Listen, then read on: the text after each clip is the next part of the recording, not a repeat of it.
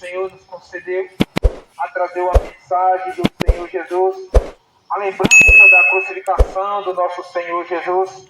Jesus disse na sua palavra: ide por todo mundo e pregar o Evangelho a toda criatura, e quem crê e for batizado será salvo, mas quem não crê será condenado.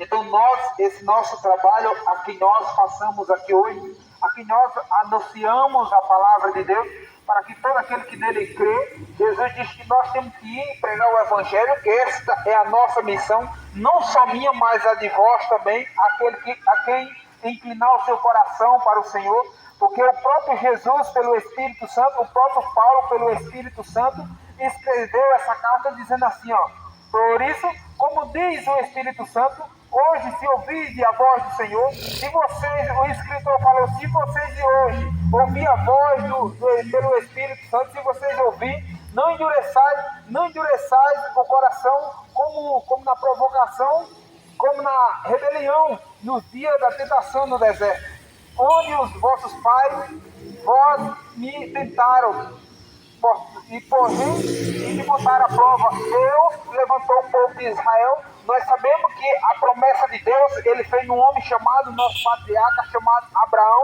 E de Abraão ele renovou a aliança com Isaac.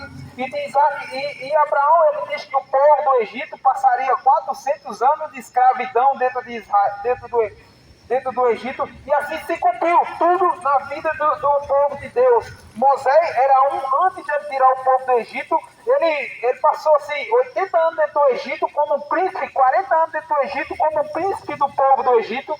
Não se usurpou por tanto ouro e tanta prata. Ele preferiu Moisés, teve uma preferência na vida dele. Ele se doou, diz que preferia mais viver sofrendo com o povo de Deus do que viver numa riqueza que provavelmente acabaria e ele não levaria nada. E vivendo com o povo de Deus, pensou Moisés, que Moisés, vivendo com o povo de Deus, ia viver eternamente. Assim ele deixou a sua vida regaladamente, que vivia esplendidamente no Egito, era príncipe do povo do Egito, foi criado pela filha de Faraó.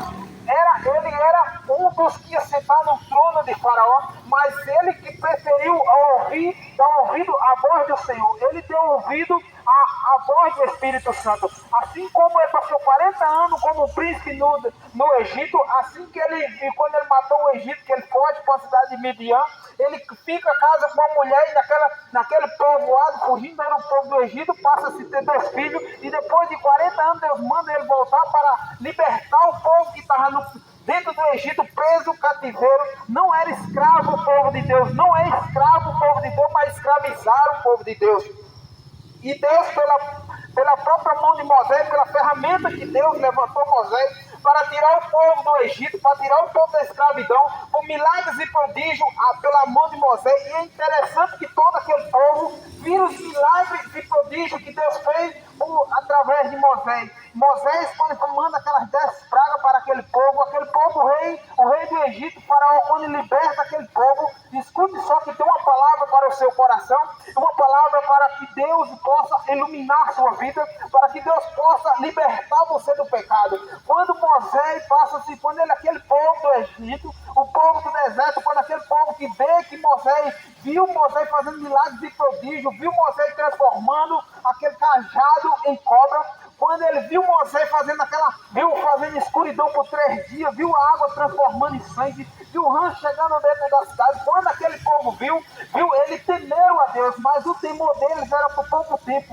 Quando ele viu que Deus realmente ia libertar o povo da mão da escravidão de Faraó, Deus faz Moisés, através de Moisés põe o cajado na água e ele abre o mar vermelho para aquele povo passar. Era muralha de água de cada lado, era muralha de água da direita e muralha de água da esquerda. E aquele povo passa em terra seca no mar vermelho. Quando passa-se por 40 anos dentro do deserto, 40 anos no deserto, se você estudar que hoje, até hoje, de noite é um frio de congelar, e de dia o céu é tão quente que assaria o ser humano. Então Deus, pela bondade dele, por 40 anos no deserto, aquele povo rebeldia de não crer na palavra, dizia que acreditava em Deus, mas Deus sabe o coração, que Deus sonda os rins do coração do ser humano. Por 40 anos eles tentaram Deus, porque ele dizia, quando faltava algo para comer, que ele tinha desejo de saciar alguma coisa, ele dizia, será que Deus tem capacidade de fazer isso? Se Deus é tão poderoso, será que ele pode nos dar carne? E assim Deus mandou cordeiro do deserto, e ele dizia assim, será que Deus é tão poderoso que ele pode mandar água para nós se manter, se nós saciar nossa sede? E Deus mandava por 40 anos, ele tentou a Deus, por muitas e muita prova, ele botou Deus à prova, não sabendo ele que Deus era o soberano, era Deus que fez o céu e a terra, e ele sonda os corações do ser humano, e aquele povo por 40 anos tentaram a Deus, e ele não dava ouvido ao Espírito Santo. Então se você não dá ouvido ao Espírito Santo, assim diz o Senhor falou para aquele povo, entraria na terra prometida, os filhos dele entrariam na terra prometida, mas ele, por ser tão rebelde, ele não entraria na terra prometida. Assim é o dia de hoje. Deus que ele faz. Deus, já que vocês mais velhos, não se interessaram em dar ouvido a palavra do Senhor, vocês endureceram o coração para o Senhor. O que Deus faz? Deus pega os nossos filhos e faz os professores para ensinar nós a viver o Evangelho de Cristo Jesus. Assim é o dia de hoje. Deus pega os pequenos, Deus pega os jovens para ensinar, porque os velhos não quiseram ensinar quando era jovem. E Deus assim faz com o povo de Israel. Disse Deus, jurou pelo nome dele que entraria os filhos dele, todinho que veio do Egito, mas nenhum acima de 22 anos entraria na terra prometida. Assim se cumpriu. Por 40 anos Deus fez a obra dele. Deus por 40 anos, aí Deus levanta e manda homens hoje, manda o filho dele para morrer pela nação, para que todo aquele, vós bem sabeis por quem Jesus morreu. Jesus morreu para que o mundo não pereça, mas que tenha vida eterna. Mas para que o mundo não pereça, não para que nós vivemos no pecado. Romanos capítulo 6, primeiro, ele vai dizer assim, o escritor escreveu assim, ó, que diremos, pois, permaneceremos no pecado para que a graça viva na vida de nós? Permaneceremos no pecado para que Jesus fique andando conosco? O escritor mesmo falou de maneira nenhuma, que nós que morremos para o pecado, nós temos que viver para Cristo agora. Se nós morremos para o pecado, temos que se afastar da imoralidade, se afastar da prostituição, se afastar da nudez deste mundo, se afastar da depravação e conhecer Jesus, o profundo conhecimento de Jesus. É necessário que nós deixaremos o pecado para que vivemos com Cristo Jesus. E Deus, ele deu um privilégio, nós tínhamos que abrir os olhos, porque nós temos o privilégio dele enviar o seu Filho unigênito, o seu último Filho, que homem nenhum faria isso, ser humano nenhum faria isso, pela nação pecadora, pela nação que se revoltaria contra ele. E Deus enviou o seu Filho para morrer por todos nós, para que nós não vivêssemos mais no pecado. E vós ainda vivem no pecado porque não crê em mim, porque ele disse que se nós crer nele, ele enviava o Consolador, ele enviava o Espírito da verdade, o Espírito que guia nós no caminho certo. Quem é esse Espírito? É o Espírito Santo de Deus. Nem todos terão o Espírito Santo de Deus, porque ele não entende, não procura a conhecer. Conhecer o Espírito Santo de Deus é necessário você viver uma vida sincera, mudar o seu coração, lutar contra os seus pensamentos perversos, lutar contra o seu coração mau e viver uma vida sincera com Cristo Jesus. A viver da forma que Jesus quer, andar com Deus. Que Deus, ele não anda conosco, porque Enoque, quando ele andava com Deus, ele deixou sua regalia de todo este mundo e passou para andar com Deus. Por isso que a história dele está no livro de... Lá no primeiro livro da Bíblia, que é Gênesis, que Enoque, quando andou com Deus, ele temeu viver com medo do pecado. Ele teve medo de viver no pecado e começou a andar com Deus. Então, se você tem um privilégio, hoje nós temos o privilégio de andar com Deus.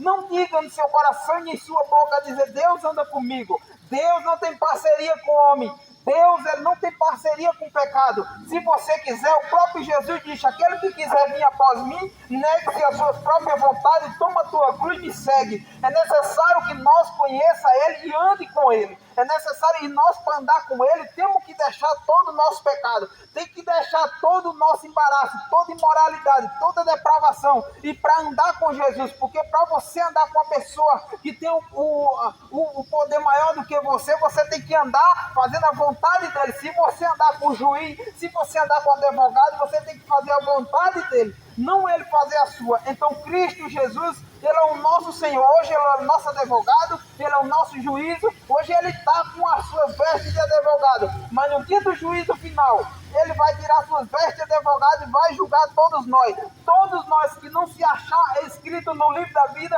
serão achados no livro das más obras. E todo aquele que for achado no livro das más obras, serão lançados no fogo que arde, no fogo que nunca se apaga, no fogo que o bicho nunca morre e o verme nunca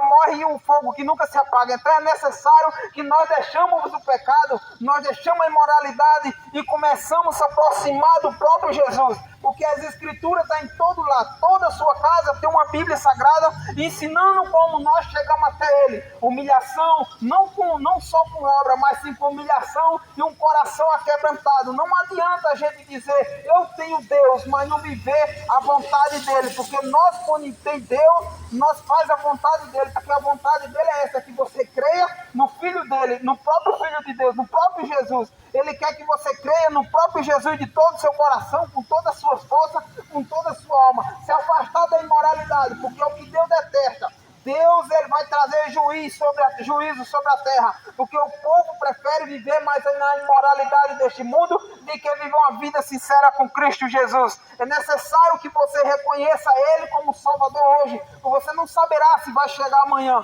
porque se você amanhecer morto no seu pecado, na sua orgia da imoralidade do mundo, existe 2 caminhos após a morte. Você sofrerá a condenação eterna, e Deus, ele não tem prazer da morte do ímpio. Deus não tem prazer na morte de uma pessoa que morre no pecado. Deus não tem prazer numa vida de uma pessoa que vive na vida promíscua deste mundo. Deus não tem prazer que uma pessoa que viva na idolatria se acabe, morra, porque Deus sabe para onde ele irá. Então é necessário, porque lá no livro de Ezequiel, tanto tem capítulo 18, como 21, como capítulo 3. E 33 também você vai encontrar que Deus não se alegra na morte de uma pessoa pecador. Deus se alegra que uma pessoa se arrependa e viva. Porque Deus sabe, se uma pessoa morrer na prática do pecado, existe a condenação. Nós pregamos para uma geração tão corrupta que o ouvido está de mau grado. Assim profetizou o profeta Isaías, que quem creu na nossa pregação, porque os ouvidos dele estão endurecidos, os ouvidos dele estão tampados e o coração dele está endurecido para ouvir a palavra do Senhor. É necessário que você não endureça o coração para ouvir a palavra do Senhor. Nós pregamos assim para a geração, nos nossos bairros tem vários afeminados. Sim, há condenação para essas pessoas se não se arrepender. Eu sei que lá no livro de Jó diz que há esperança para a árvore cortada. Há esperança, toda árvore que é cortada, se você prestar atenção, se você cortar uma árvore no tronco, ela vai frondar e vai reformar. Talvez ela fique até mais forte de novo.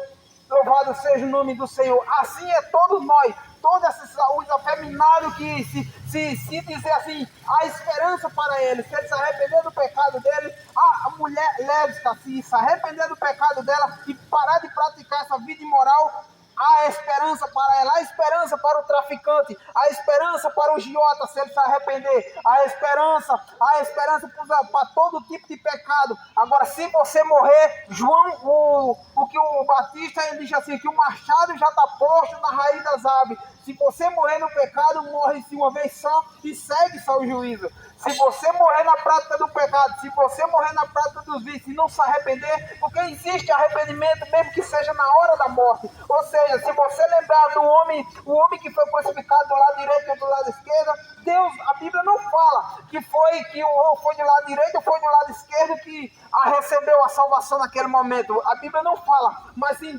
teve um deles que disse assim, Senhor, teve um que mal xingou Jesus e disse assim, Senhor, se tu és o Cristo, desce nós daqui.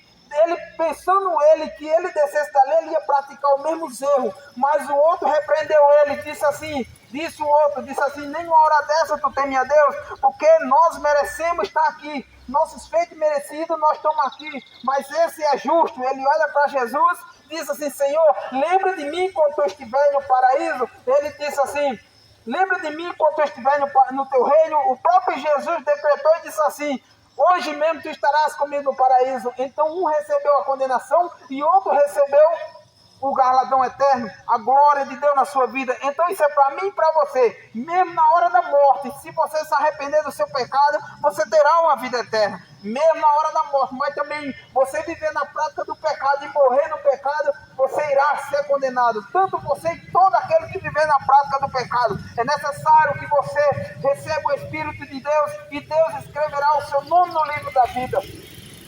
Você não tem ideia do que o Espírito Santo de Deus pode fazer na sua vida. Se você deixar ele entrar na sua casa, se você deixar ele vagar dentro da sua casa, se você deixar ele palhar dentro da sua casa, você verá a glória de Deus. Toda imoralidade, toda depravação, o seu filho que queria se balançar para ser afeminado, ele deixará, ele mudará a posição, ele voltará o seu pensamento, o seu psicológico perfeito diante de Deus.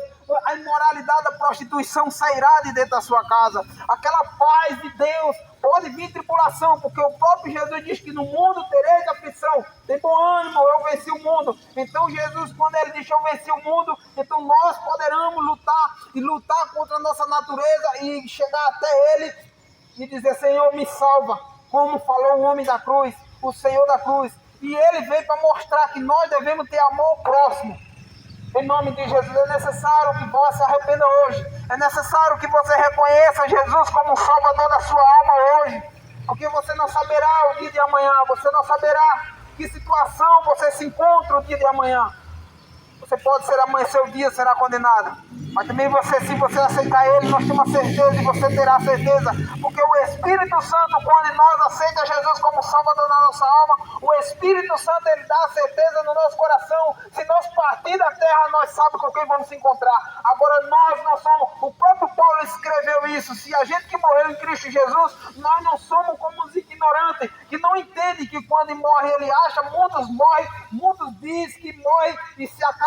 O prazer aqui, se morreu aqui, se acabou. Nós, como cristãos em Cristo Jesus, diremos, quem morre aqui segue sem juízo. Há outra vida especial, que é mais real do que essa. O próprio Jesus falou, que adianta o homem ganhar a sua vida, ganhar o mundo inteiro e perder a sua vida verdadeira. A vida verdadeira, então essa não é vida verdadeira. Essa é uma passagem que vou passar, você vai passar, todos nós vamos passar. Assim também ele diz para o velho em Mateus, capítulo 11, 28. Vinde a mim todos que estão cansados e oprimidos, e eu vos aliviarei. Tomai sobre vós o meu jugo e aprendei de mim, que eu sou manso e humilde de coração, e encontrarei descanso para as vossas almas. É necessário que você tenha ouvido a mensagem do Senhor. Não só o ouvido, mas sim também o coração. Incline o teu coração para o Senhor e será salvo você e sua casa. Deus abrirá uma porta do Evangelho para a sua casa. Deus abrirá o entendimento para que você possa compreender as coisas vindouras que está por vir. O próprio João, quando ele batizou, ele disse isso: arrependeis